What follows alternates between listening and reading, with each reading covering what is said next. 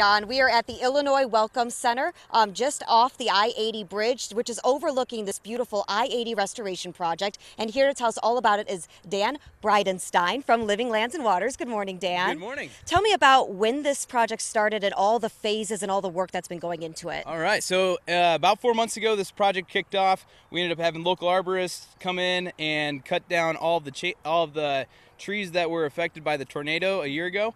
After they ended up completing that task, we ended up getting volunteers in the community out there to remove invasive species, mainly Japanese honeysuckle. After removing that, now we're on the third phase where we're actually removing all of the rest of the stuff, and we're hoping to have prairie planted by the end of the year. Right, and this also kind of spurred another idea, that's to connect the bike path to the Welcome Center here. Talk about that a little bit. Right, so there's two different corridors. After we complete both of those with the prairie restoration, we're hoping to connect the bike path along the riverside up to the Welcome Center. This is one of the most underutilized welcome centers in the state of Illinois, and we hope to end up increasing their viewers or their stopper-bys by end up having a good view of the Mississippi River and the land around it. Mm-hmm. Obviously, all these projects need people to help make these projects successful. So talk about some ways that people can get involved. Right, and we've already had a lot of outreach with the community that people wanting to get involved. The best way is to go to our website. You can contact me at dan@livinglandsandwaters.org. And there's going to be more projects coming up. Right now, we're kind of at a standstill in the sense that we're doing heavy machinery over there.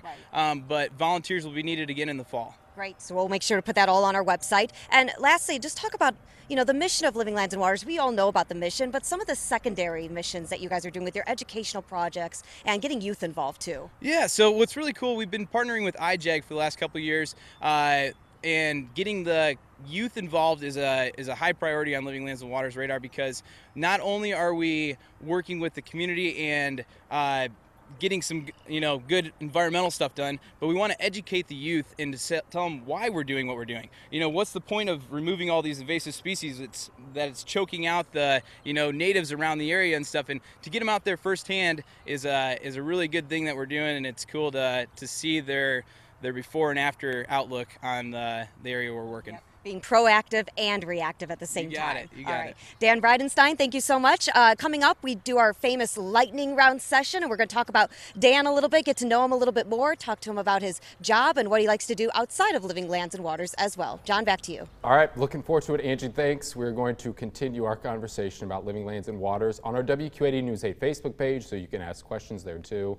And that live stream starts right after Good Morning Quad Cities. And next week, we're having breakfast with a representative from the National Railroad Hall of Fame, head of the 40th annual Galesburg Railroad Days.